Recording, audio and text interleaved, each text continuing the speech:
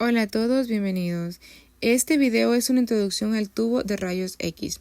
Existen varias modalidades en radiología que al utilizar el tubo de rayos X en radiografía, fluoroscopía, mamografía, tomografía computarizada. Todo uso de los rayos X es muy similar en todos los casos. El tubo de rayos X tiene la misma base y función en los mismos componentes básicos. Para empezar, con todos los tubos de rayos X tienen un cátodo. El cátodo crea libre de electrones a través del proceso de emisión termoiónica, que también debe saber que el cátodo está cargado negativamente. Eso tiene sentido, porque el cátodo es la fuente de esas cargas negativas, los electrones. El siguiente componente principal del tubo de rayos X es el ánodo. El ánodo absorbe los electrones y crea rayos X. El ánodo está cargado positivamente. Esto hace sentido, como el ánodo atrae los electrones con carga negativa procedente del cátodo. Se puede recordar la carga, el ánodo y el cátodo, así que si usted desea un A más, no un C menos, en física de rayos X. La siguiente parte del tubo de rayos X es llamada envoltura de cristal. El vidrio envolvente crea un vacío libre de aire alrededor del cátodo y el ánodo. Esto es importante para proteger el tubo de rayos de oxidación, corrosión. Sin envoltura de vidrio del filamento se corroen y queman rápidamente. Los rayos X y la producción ya no sería posible. La envoltura de vidrio se calienta mucho durante la producción de rayos X, por lo que está construido de un material especial llamado fluorosilicato de vidrio, también llamado vidrio de Pyrex, que es muy tolerante al calor. A veces la envoltura no está hecha de vidrio en absoluto. Las máquinas utilizan metal o cerámica. El último componente principal de la radiografía de tubo se llama carcasa del tubo, a veces llamado carcasa de metal, la carcasa de plomo y el propósito del tubo. La vivienda es para evitar que los rayos X sean emitidos en toda la sala de examen. Básicamente absorbe todos los rayos X, fotones, excepto los que están siendo dirigidos al paciente. El tubo, la carcasa, debe estar diseñada para evitar fugas. La radiación a un máximo de 0.88 miligramos por hora en funcionamiento máximo. Los factores técnicos por los que vamos a echar un vistazo a algunos detalles de estos componentes es el conjunto del cátodo es el negativo. El lado de cargado del tubo de rayos X es propio cátodo, en realidad pequeño filamento de tungsteno. Esto es similar al filamento en una luz incandescente. Cuando la corriente del amperaje es alta circulando a través del filamento que obtiene tan caliente crea una nube, en realidad libre, que llamamos esta nube libre de electrones carga espacial, que debido a esto los electrones o cargas particulares están ahora en el espacio. Proceso de calentamiento del cátodo para crear electrones libres. En ese proceso llamamos emisión termoiónica. Un límite del número de electrones libres que pueden crear el cátodo media básicamente absorbe todos los rayos X, que aumentamos cada vez más, son los electrones, creando el filamento, pero hay un límite a unos 100 MA de carga espacial.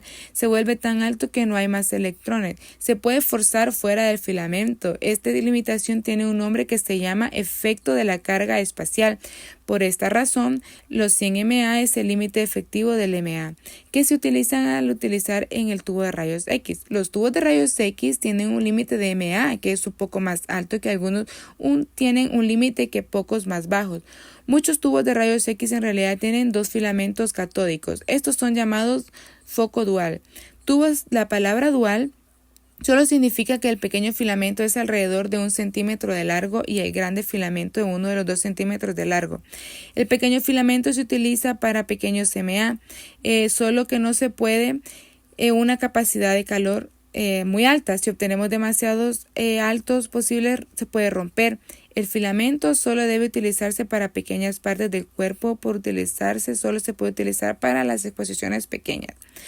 Filamento tiene algunas limitaciones, pero también tiene gran ventaja. La pequeña filamento crea muy estrecho. El haz de electrones estrechamente alineado al extremo del código se convierte en un estrecho apretado, y el haz de rayos X alineado a esto resulta una alta resolución espacial.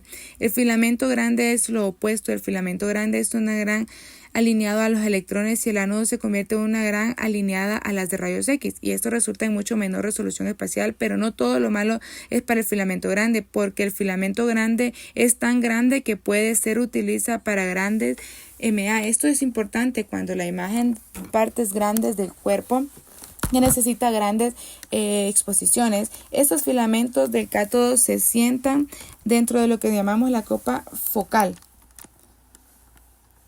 El propósito de la copa focal es literalmente para enfocar el haz de electrones.